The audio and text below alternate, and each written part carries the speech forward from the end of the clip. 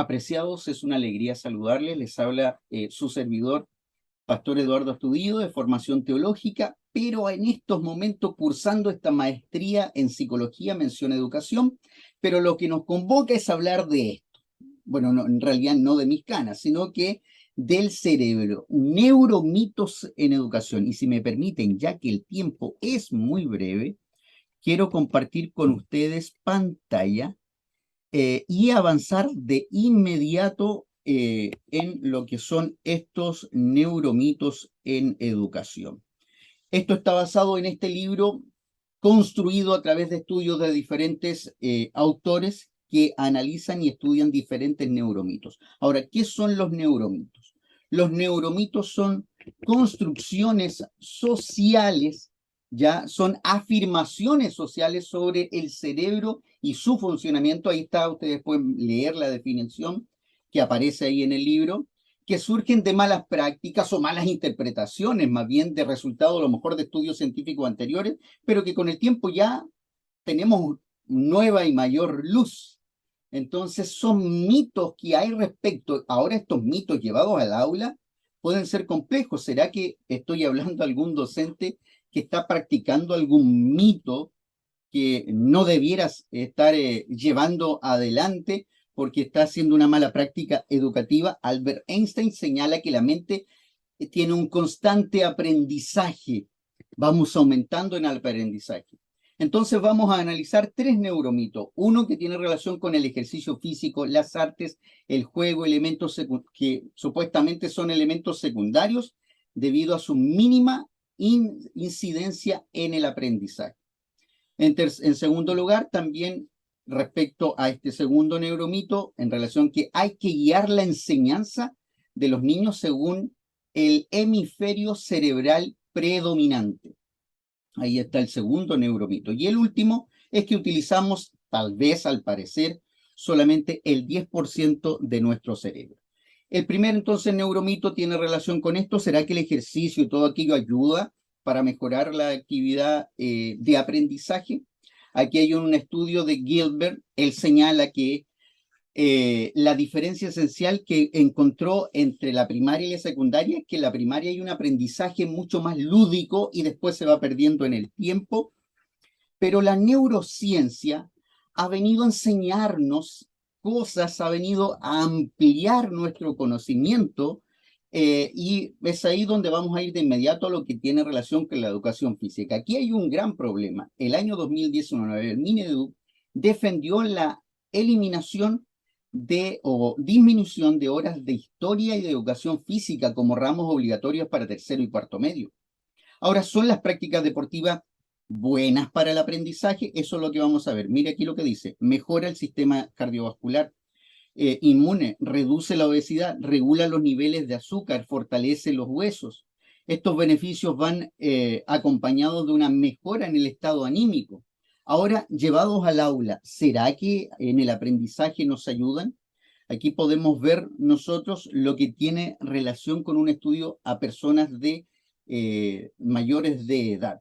Esto demostró que ellos también mejoran su memoria, ayuda también e incrementa la proteína BDNF, que es una proteína que ahí ustedes pueden ver los beneficios por tiempo. Yo no me detengo a señalar todos los beneficios que nos genera toda esta proteína, solamente leo uno de ellos. Estimula el crecimiento de nuevas células cerebrales. Entonces ayuda a eso. Para los jóvenes también, este estudio entre jóvenes de 20 y 30 años, también esto demuestra que ellos les ayudó también a tener una mayor respuesta en temas de vocabulario, de lo que es el lenguaje, en relación a también a la memoria del mismo cerebro. Aquellos que practicaron deportes cuando jóvenes, también esto le ayuda y no se pierde eso, ayuda a mantener también una mejor respuesta en el momento de las pruebas. Yo por tiempo no me detengo en todos los detalles. En relación a este otro estudio de niños entre 9 y 10 años, también de la misma manera. La respuesta de los niños frente a este aprendizaje también nos señala. que los niños en las pruebas cognitivas era mejor tras la sesión de ejercicios físicos, especialmente cuando la complejidad de las tareas era mayor. Respondieron de mejor manera. Los niños invertían menos tiempo de reacción en la identificación de figuras y mostraban mayor comprensión en la respuesta de las sesiones de descanso.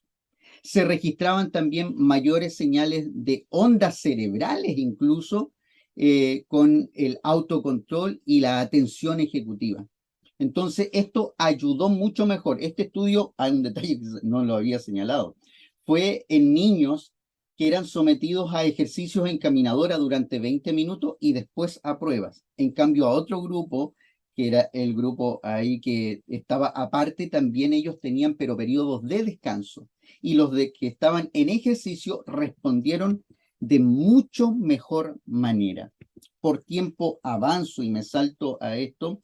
Este otro estudio también en niños entre 13 y 14 años también demostró que tenían una mejor discriminación visual, que requerían, al ser requerido una atención ejecutiva, en comparación con los alumnos que tomaban un descanso activo de 5 minutos. Entonces, aquellos que tenían mayor actividad respondían de mejor manera. Aquí hay otro estudio más, también para niños entre 7 y 9 años, también mejoró la flexibilidad cognitiva y capacidad de inhibición. Entonces, podemos ver que ir sacando como conclusión que no es buena idea erradicar o reducir las horas de clases de educación física, en primer lugar. Segundo lugar, no es recomendable dejar las horas de educación física para el término de la jornada, como muchas veces y generalmente se hace, sino que si se dejan las primeras horas mejoraría la capacidad de respuesta, especialmente, por ahí no lo alcancé a señalar, en áreas de lenguaje. Me llamó mucho la atención que respondían mucho mejor en esa área. Tener pausas activas, descansos activos mejoraría. A alumnos también con déficit atencional o hiperactividad, también les ayudarían mucho esos descansos activos. En cuanto a la educación artística, también estudios, ahí ustedes pueden ver, de Rapkin y Redmond, señalan que hay mayor compromiso emocional, hay mayor trabajo en equipo, los profesores colaboran más y tienen mayor expectativas de sus alumnos, hay un mayor compromiso y trabajo, ahí la evaluación es más reflexiva y variada. Eso en cuanto a la educación artística. En cuanto a la música, la música también hay muchas evidencias y estudios que nos señalan cómo la música ayuda. Leo lo que dice aquí Winter, dice así: hay evidencias empíricas que sugieren que las clases de música pueden mejorar la capacidad intelectual, el rendimiento académico, la conciencia fonológica y la decodificación de palabras en los alumnos. Entonces, interesante lo que la música puede hacer.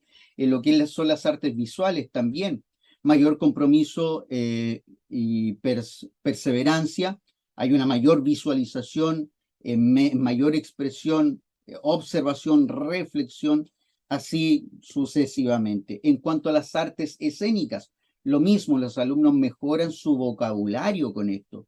El teatro acerca el aprendizaje al mundo real.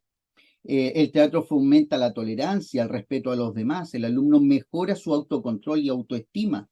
Y así podemos ver otros beneficios más que están ahí. En cuanto al uso de elementos lúdicos, aquí da el ejemplo del ajedrez. El ajedrez como un factor beneficioso en el rendimiento. Es necesario estar concentrado para poder practicarlo, saber controlarse, hacer uso adecuado, tener un control completo de todo lo que está sucediendo para poder avanzar. Se piensa en forma mucho más crítica y se utilizan correctamente las funciones ejecutivas del cerebro que nos permitirán tomar decisiones adecuadas. Entonces, podemos ir concluyendo en relación a esta neuromito anterior, o que estamos viendo en esta hora, que el ejercicio, lo que tiene relación con la música, acciones lúdicas, el arte, todas aquellas materias ayudan a mejorar el aprendizaje, como lo hemos visto. Por tiempo, avanzo a este otro neuromito que tiene relación con los hemisferios. Siempre se nos ha dicho que, y tal vez alguno de ustedes está tratando de guiar a la enseñanza de los niños según el hemisferio cerebral predominante. Pero existen realmente dos hemisferios cerebrales que trabajen de forma totalmente independiente, ¿ya? Podemos clasificar a los alumnos como cerebro izquierdo y cerebro derecho.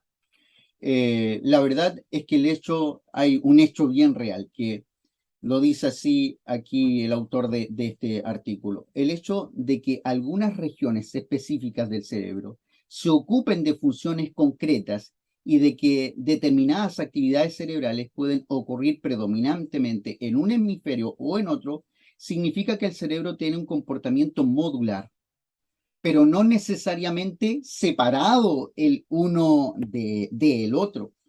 Entre las diferentes interacciones que deben ser hechas en el cerebro, dice Gray, cita algunas cosas. La memoria del trabajo, ¿dónde está ahí? Y podemos ver diferentes partes de nuestro cerebro realizan diferentes cosas. Ahí está en la corteza frontal, la memoria a largo plazo, está en el hipotálamo y otras regiones corticales, la toma de decisiones en la corteza orbitofrontal y así en diferentes lugares. Ahora, el cerebro humano trabaja en forma paralela y su actividad es permanente y trabaja en forma paralela y estos se relacionan entre sí. En cuanto al lenguaje, ¿será que el lenguaje es exclusivo del hemisferio izquierdo? Mayoritariamente se cree que el lenguaje izquierdo está asociado ahí, pero hay algunos estudios, este estudio me llamó mucho la atención, que por ejemplo, cuando se realizó y se utilizaban expresiones como el perro pintó y el perro ladró, al decir el perro pintó, ahí funciona otra parte del cerebro, no necesariamente la del hemisferio izquierdo, porque está hablando de un lenguaje más bien figurado y se activan otras partes del cerebro, en este caso el hemisferio derecho, el lenguaje metafórico, hace que participe activamente este hemisferio en la comprensión entonces del lenguaje. Un relato completo podría ser entonces despertar diferentes áreas del cerebro para tener una mejor comprensión de este mismo relato. En cuanto a la creatividad, ¿será que solamente está en el lado derecho? Hay evidencias que contradicen esta idea también. Por ejemplo, el caso de los zurdos, que tienen cerebros menos laterizados que los diestros, pero suelen ser más creativos, estaría en consonancia con la idea de que la creatividad depende de la capacidad de integrar la información entre ambos hemisferios. Entonces, este concepto, este hecho, nos demuestra que no necesariamente por tener cierta habilidad o cierta área del cerebro mayormente desarrollada se va a ser más o menos creativo. No por ser izquierdo, no por ser derecho, va a ser más o menos en esa área. Interactúan todos. La aritmética son los números o la lógica exclusivo del hemisferio izquierdo. Aquí hay un estudio de Stanislas, donde él señala que en cálculos exactos se observa mayor actividad del área del cerebro involucrada con el lenguaje, pero en cálculos de aproximación o de estimación se activa más el lóbulo parietal de ambos hemisferios. Entonces podemos ver que estamos hablando de matemática, estamos hablando de números, de lógica, pero al hablar de aproximaciones, al hablar de números exactos, incluso cuando se habla de números, pero en palabras, 3, 4, como está ahí, y no así en números, también hay otras partes del cerebro que se activan, tanto en el sistema visual como en el cuantitativo, intervienen áreas de ambos entonces hemisferios cerebrales, concluye este estudio. En cuanto a la música, también la música, ¿será que solamente utiliza el hemisferio derecho? De la misma manera que los estudios anteriores nos demuestran que ambos hemisferios realizan actividad y hay muchos estudios de neuroimágenes que demuestran que hay una interacción cruzada de ambos hemisferios cuando trabajamos con conceptos de música. Pues a veces se despierta un área del cerebro, a veces otra área del cerebro. Ahí ustedes pueden ver, por tiempo no me detengo en ver las características del lado izquierdo y derecho de nuestro cerebro. Entonces, en cuanto a implicancias en el aula, ¿será que debo trabajar fomentando cierta área del cerebro porque el niño tiene ciertas habilidades y otros no? La verdad es que existe una interrelación entre ambos hemisferios al enfrentarse a aspectos lógicos y creativos, por lo cual deben ser vistos como un todo. No se trata de dividir a los alumnos en izquierdo o derecho, sino que hay que trabajar en forma integral. Y por último, vamos al neuromito que tiene relación con que solamente utilizamos el 10% de nuestro cerebro. No sé si ustedes lo han dicho, no sé si ustedes le han contado esto. Yo incluso debo reconocer que tal vez hasta lo he predicado por ahí. Hoy si usamos solamente el 10% de nuestro cerebro. Y este es un neuromito que tal vez la historia de cuántas cosas, y por tiempo no vamos a entrar a la historia de dónde viene, pero tiene bastante historia de dónde podría venir este neuromito. Y tal como lo dice ahí, junto con que utilizamos dos hemisferios de nuestro cerebro, este podría estar dentro de los neuromitos más famosos y son los últimos dos que hemos visto. Aquí hay el caso de Phineas Gage, un hombre que sufre un problema en una lanza que se le entierra aquí, le cruza todo desde el ojo hacia arriba, y él cambió su forma, cambiaron sus valores, cambiaron sus principios, se transformó en alguien más airoso, se airaba con mayor facilidad. Y esto puso en cuestionamiento este uso solamente del 10% de nuestro cerebro, al darse cuenta que se veía afectado el cerebro con una parte menos o algo ahí del cerebro, que entre paréntesis ya fue un milagro que se haya salvado, pero cambió rotundamente su forma de ser.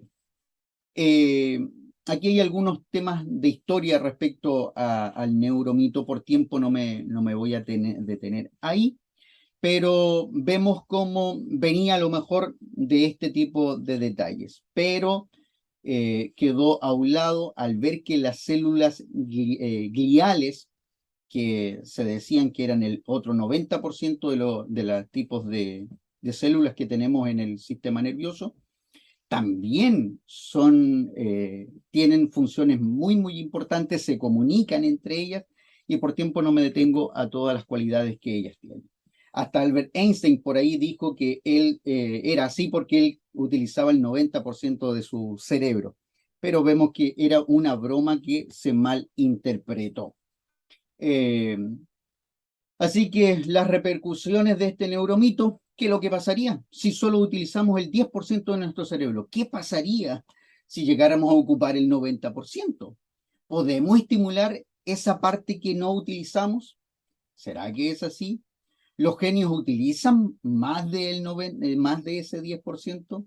Si hacemos una estimulación temprana, ¿podríamos aumentar sobre ese 10%? Y la verdad es que esto ha despertado bastantes mitos que han dado orígenes a posibilidades ahí cinematográficas que ahora no. Como él ocupa una mayor cantidad de las capacidades de su cerebro, puede hacer esto otro, hablando de temas evolutivos, fenómenos inexplicables, etcétera, etcétera.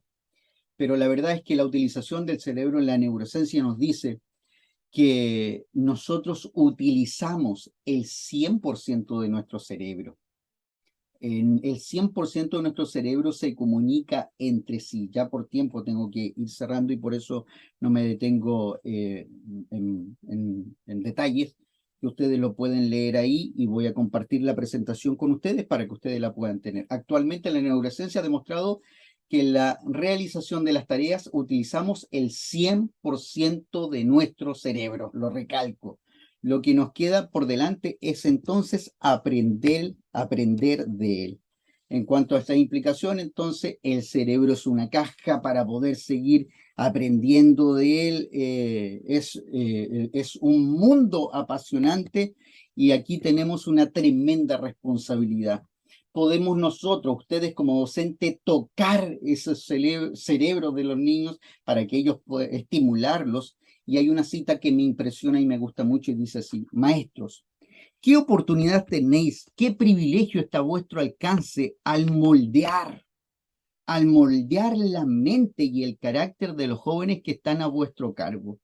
¿Qué gozo será para vosotros encontrarse con ellos en el cielo, tal vez? Apreciados, tenemos una gran responsabilidad. En aquel momento entonces se dirá, dice ahí esta cita: bien buen siervo y fiel, sobre poco has sido fiel, sobre mucho te pondré.